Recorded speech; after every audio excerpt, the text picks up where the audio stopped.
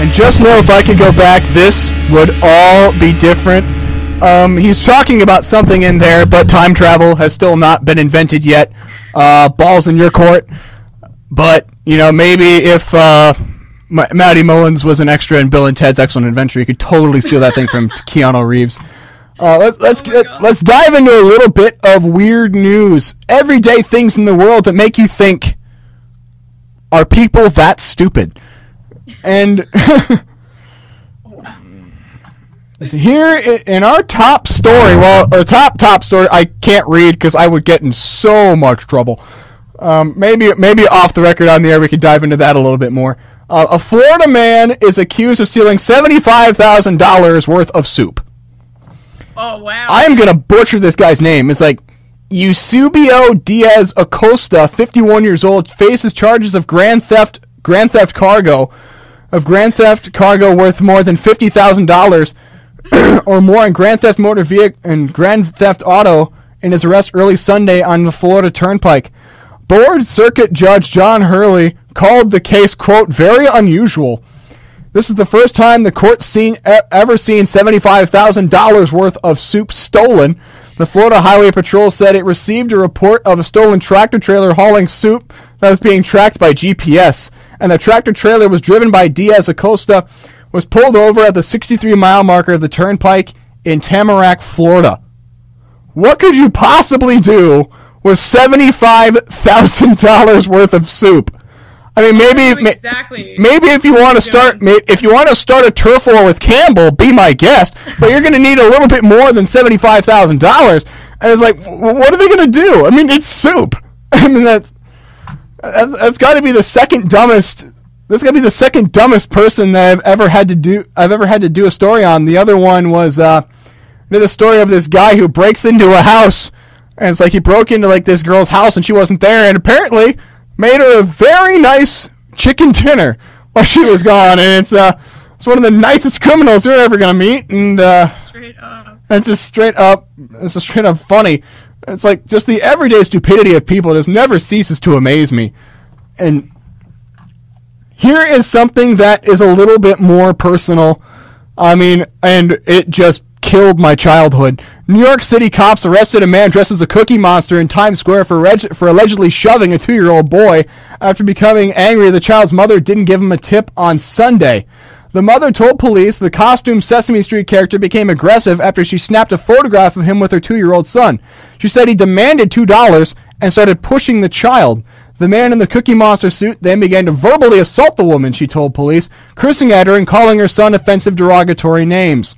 The man in the suit was 33-year-old Osvaldo Quiroz Lopez, was arrested and charged with endangering the welfare of a child. Information on attorney wasn't readily available. And there goes the last shred of my childhood. I mean, the Cookie Monster. I mean, there is never an okay time to put your hands on a kid. I mean, never. And the fact that it was a 2-year-old toddler is just like that's just not cool. And it's over $2. I mean, really? Yeah, I guess when you make your living on taking pictures with people in a hot, sweaty mascot suit. I mean, like I used to be the school mascot for like 4 different years, and so I kind of know the frustration when it comes to people not appreciating you. But that is a little too far, man. I feel horrible for whoever our mascot is. I mean, I don't know who actually is the mascot, but whoever is in our mascot suit just gets treated so poorly. It's like, I just feel so bad for mascots in general. I mean, just because it's a silly person in a suit, I guess it's free reign to just treat them like dirt. So I want to find whoever, because like they won't tell us who's in the suit. So that's the mystery of it. I mean, it's the mystery of it. I mean, everybody has an idea of who it is, but nobody really knows for sure. Right. But I'm going to find him or her and tell them I'm sorry, because it's like, A, you got to be frying in that thing. Yeah. B, you've got little kids just like grabbing onto you so you can't really move. And just, I'm so sorry for all you mascot people. It is. Yeah, man. It is so sad. Like a freaking Christmas tree. And then, have you had to do typical mascot things like, okay, go on this trampoline and try and dunk a basketball? I mean, have you had to do things like that? We never had the funding to do that kind of stuff. The most I've done is like dance in the middle of the basketball court, or like do warm-ups with the sports team, whatever, stuff like that. But it was you actually warmed up with the sports team? I think it's like getting a part of my childhood back. So you like warmed up with the sports team, like they gave you a ball and you started shooting, warming up with the sports team. Yeah, man. We even had like this choreographed dance that we did for one of the volleyball teams I mascotted for. You probably got dominated. Awesome. You probably got dominated. I mean, trying to give me, because have you seen the first pitch of the guy in the Charlie Brown suit? Like, there's a video on YouTube of a guy dressed up in a Charlie Brown suit, and he tried to throw the first pitch of a game, and his pitch was so far off.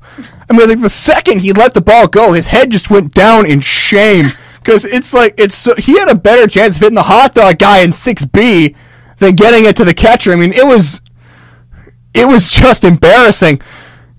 All you mascot people. Yeah, man, you are not appreciated enough for the work that you do. Okay, so let's dive a little bit more into just like how exactly you got started. Was this something that you were always interested in, or was it more of I found this band when I was X years old and it started from there? It's kind of one of those funny stories, like how the potato chip was invented. It was just an accident, and it turned into this huge, successful thing. Like, for me, I think I was, like, 12, and some friends and I were outside at, like, recess during middle school, and we were listening to From First to Last. If you don't know who they are, if you know Skrillex, the guy that is Skrillex, used to be a vocalist for this band called From First to Last. You had recess in middle school? It's crazy. Yeah, wish I had recess in my middle school. Okay, continue. Yeah. So we were listening to one of their songs, and there's this part in the bridge where their bass player has this like screaming section, and they were joking around, and they were like, "Okay, try screaming this part. It'll be really funny." And so jokingly, I did it, and everyone kind of took a step back, and they were like, "Did that just happen?" So that was the moment I really realized that I could potentially do this kind of music, and that's immediately I went home and made a cover of a Drowning Pool song, uploaded it to YouTube, and the rest is history. And of course, speaking of the rest is history, recently, like either yesterday or earlier today, you managed to get to 1 million total YouTube views, and I'm still waiting to crack the couple hundred mark. I mean, I've got some pretty serious I got a seriously long way to go. How does that feel when you got the 1 million views? I mean, it's something that not many people get. So, when did you first find out, and how did you feel when you first found out? I found out yesterday. I was just kind of looking through my like analytics and seeing like how my views had been for the month. Like, I do that every month just to see like how my performance is going and see how many people are tuning in, how many minutes they're watching, and it said like 1,003,000 views, and I was like, wait a second, 1,003,000 views. Was this one of those stop what you're doing, call the best friend moments, or?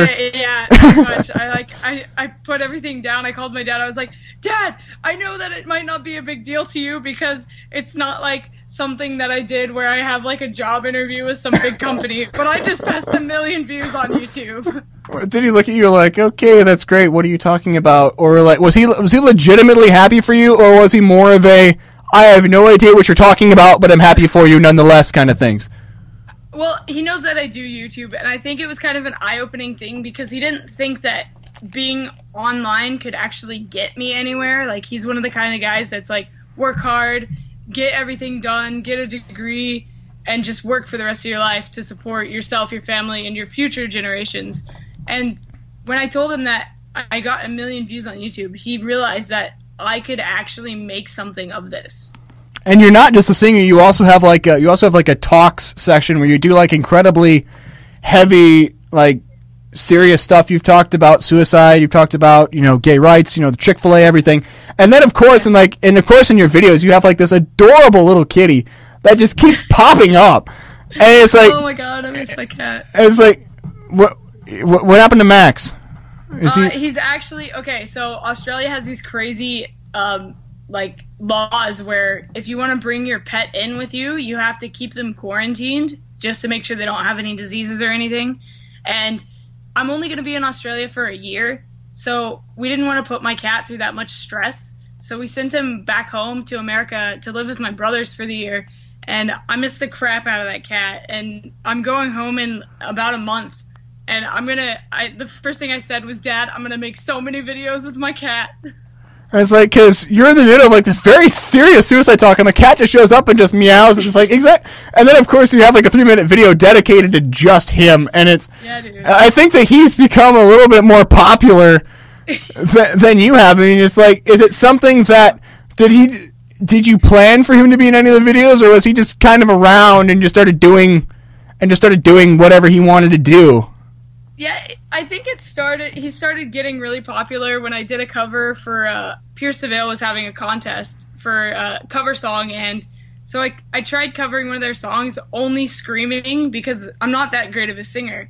So I did the entire song screaming, and all of the comments were, oh my gosh, that little cat, he just shows up. He's just so cute. Oh my god. And I was like, oh, this video is about my cat now. It's like, yeah, this is a great song, but cute kitten. I mean, it's just... Yeah. He's kind of like a comedic relief almost. I mean, like, you've seen the videos, the talks where I'm talking about suicide or self-harm or gay rights, and he just kind of pops up out of nowhere, and you're just like, you can't help but laugh at. He's just kind of... He has no idea what's going on. He's just walking into the room, and it's just... He's just being a cat, doing cat things. I have a cat. He's 15, he's lazy, and he won't get up for anybody unless he has food. I mean, it's like he will ignore you, but once there's a bowl, all bets are off, and you're his favorite person for however long it takes you to eat the bowl. I mean, it's something that, you know, not many people consider this like a legitimate profession. A lot of people, because up until the internet, if you wanted to make music and you lived where I live now, I mean, you were screwed.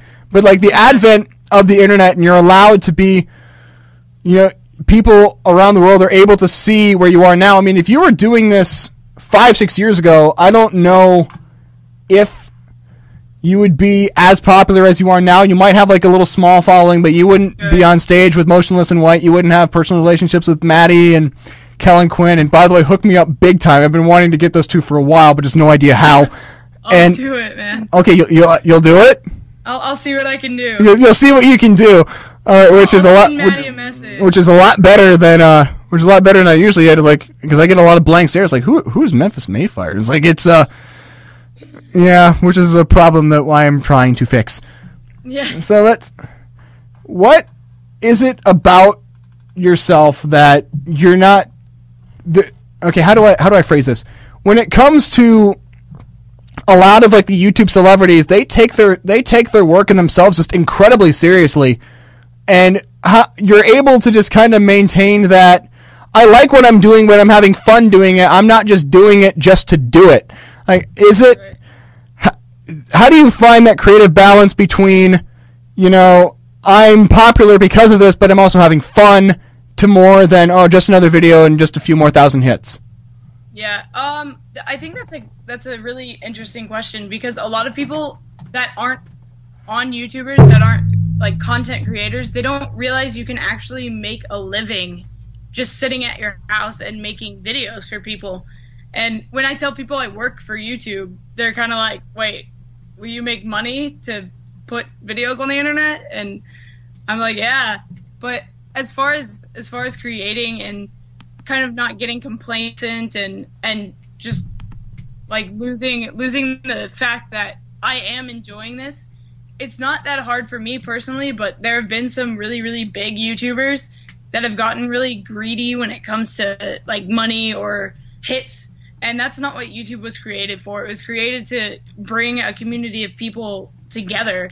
And I mean, look at like Shay Carl, or I don't know, Tobuscus, any of the big YouTubers. Like, they do this because they want to be here, and they've come from places where, I mean, like Shay Carl was originally, he started out on radio like yourself, and look where he's at today. He's this huge YouTuber that just makes videos of himself and his family.